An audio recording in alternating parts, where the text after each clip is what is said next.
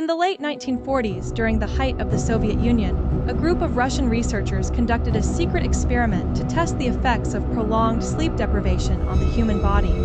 The goal was to determine how long a person could stay awake and what would happen to their mind and body under extreme conditions. The researchers selected 5 political prisoners as test subjects, offering them their freedom in exchange for participating in the experiment. The prisoners were placed in a sealed chamber filled with books, cots, running water, a toilet, and enough dried food to last them a month. The chamber was also equipped with microphones and cameras to monitor their behavior.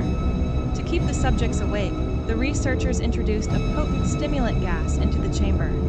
The gas was designed to prevent them from falling asleep, even for a moment. The experiment began smoothly, with the subjects chatting, reading, and playing games to pass the time. However, as the days passed, things began to take a dark turn. Day 5. The first signs of madness. By the 5th day, the subjects started showing signs of severe psychological distress. They became paranoid and began whispering to each other, often casting suspicious glances at the cameras. One subject started screaming uncontrollably, while another began muttering incoherently. The researchers noted that the subjects seemed to be feeding off each other's fear, creating a toxic atmosphere in the chamber. Day 9. The first death. On the 9th day, one of the subjects snapped. He began running around the chamber, screaming at the top of his lungs until his vocal cords ruptured. The other subjects tried to restrain him, but he fought back violently. Eventually, he collapsed and died. The researchers were shocked, but decided to continue the experiment, believing the remaining subjects could still provide valuable data. Day 12. The unthinkable. By the 12th day, the remaining subjects had descended into complete madness. They stopped talking to each other and instead began whispering into the microphones, begging the researchers to release them.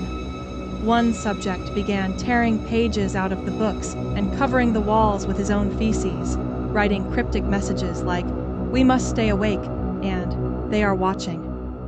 The most horrifying moment came when the researchers noticed that the subjects had stopped eating the dried food.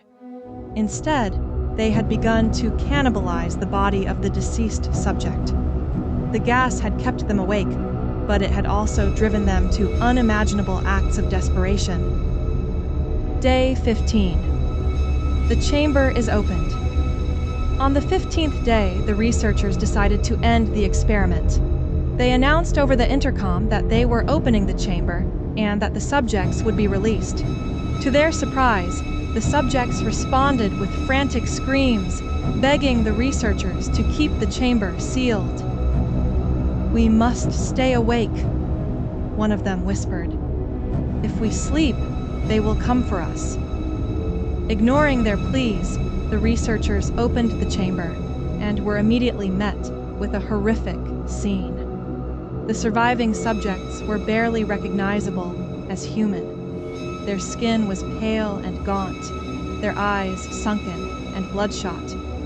One subject had torn open his own stomach and was using his intestines to strangle another. The remaining 2 were huddled in a corner, muttering incoherently. The aftermath. The researchers sedated the surviving subjects and removed them from the chamber. However, when they tried to administer medical treatment, the subjects fought back with inhuman strength. One of them managed to kill a nurse by biting through her jugular vein.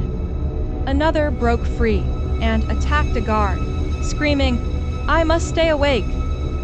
In the end, the researchers were forced to euthanize the remaining subjects.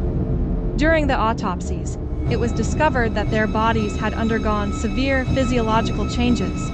Their blood was thick and black, their organs were failing, and their brains showed signs of extreme damage.